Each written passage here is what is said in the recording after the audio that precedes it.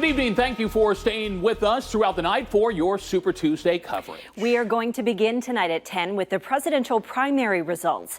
First, on the Republican side, President Donald Trump easily winning the Arkansas primary.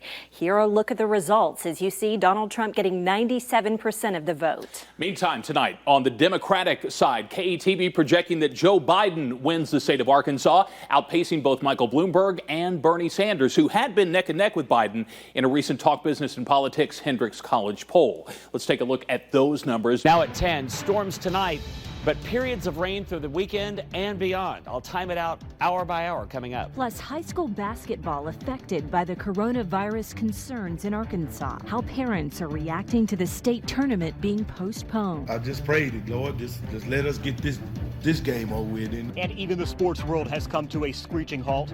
Tonight we have new reaction from South Carolina head coach Frank Martin, who the Hogs should have been playing right now. Also, a spike in prison suicides across the country. I did not think that this would happen. We want everybody to be safe. What's being done to prevent it in Arkansas? The news starts now. From the station that's on your side, this is Channel 7 News, awarded the National Edward R. Murrow Award for Newscast Excellence. Good evening. Tonight, the coronavirus having huge impacts on our state. The governor announcing there are currently 6 presumptive cases in the state. One is a resident physician at Arkansas Children's Hospital. Health officials are now working to identify anyone who may have come into contact with that person. The 4 others who tested positive for the coronavirus, including a child, are all connected to the state's original patient who is still hospitalized in Pine Bluff. Today, we learned that that person contracted the virus in New Orleans during Mardi Gras. Now, none of the 5 new patients is hospitalized tonight. All are quarantined at their homes. The Department of Health is working to track down and monitor anyone who came into contact with them. With one of them being a healthcare provider, there's quite a few people that individual came in contact with. Upwards of 100? In terms of the entire, we now have 6 individuals. I think that likely over 100 individuals. We'll at least query to see whether they had any meaningful contact that would constitute an exposure. Now, again, all of these cases so far are considered presumptive. That means they have tested positive with the Arkansas Health Department, but those test results are yet to be confirmed by the CDC. We expect that process to take several days to complete. Well, the news of more presumptive cases in the state forcing more schools to close today. All schools in Pulaski County, Saline County, Jefferson County, and Grant County are closed until March 30th. Governor Asa Hutchinson says there are presumptive cases in all 4 of those counties. And here's a look at those school closures. You can also find the complete list on our website and scrolling at the bottom of your screen. And new tonight, Mayor Frank Scott Jr. says the city of Little Rock is working with the Little Rock School District to provide meals to all students in Little Rock. Starting tomorrow, any Little Rock school area student, regardless of where they are enrolled, will be able to pick up a lunch between 10:30 and 12:30 at most LRSD schools. For Newscast Excellence. Oh my God! Major damage, major injuries inside of Jonesboro. What are we even doing? Tornado on the ground, on big tornado. This is Caraway. It's in the middle of the city of Jonesboro. Tonight, Jonesboro shattered. A tornado rips through the heart of the city. Pictures and video coming in showing widespread damage across the main thoroughfare. Channel 7's Zach Briggs is live there for us tonight. Zach, what are you seeing?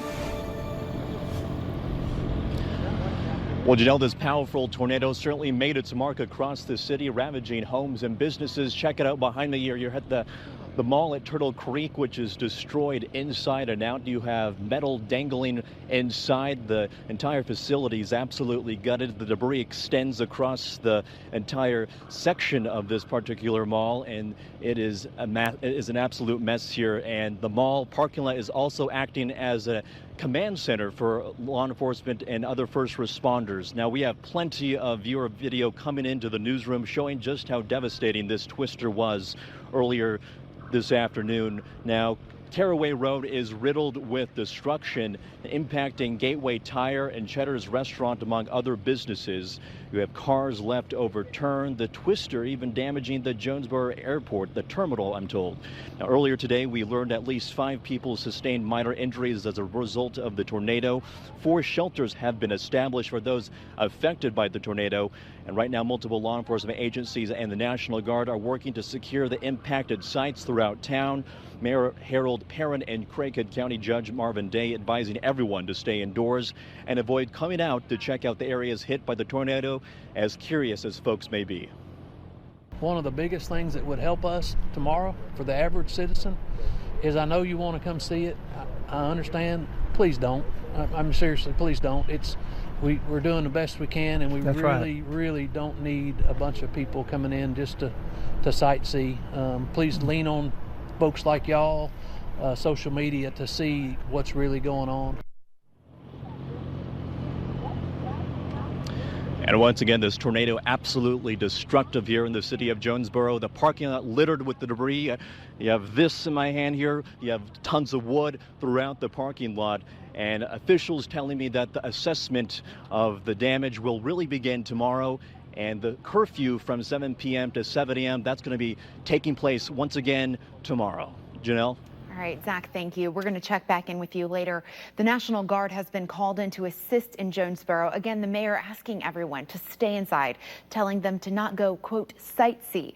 In fact, he issued a curfew that went into effect at 7 o'clock tonight. That same curfew is also going to be in effect tomorrow. One family's heartbreak tonight will hit close to home for many of you. Yesterday, we shared the story of this viral picture. Well, this is the Burks family. They live in Jonesboro. Glass separating Zeke, a doctor on the front lines of the coronavirus pandemic, and his young son. Tonight, their home was destroyed. They are all safe, but their house suffered major damage, as you can see. The campus of Arkansas State University was not hit. The city has set up 4 shelters: University Heights, Fox Meadow and Nettleton Steam Schools, and Journey Church on Disciple Drive. Let's go now to meteorologist James Bryant, who is closely monitoring that storm live on Channel 7 as it hit earlier today. James, what can you tell us? Tomorrow, good news, sunny and 72. Janelle? All right, James, thank you. More developing news tonight. 409 people have tested positive for coronavirus in Arkansas. The governor announcing today 2 additional deaths in the state, bringing that number to 5 deaths reported.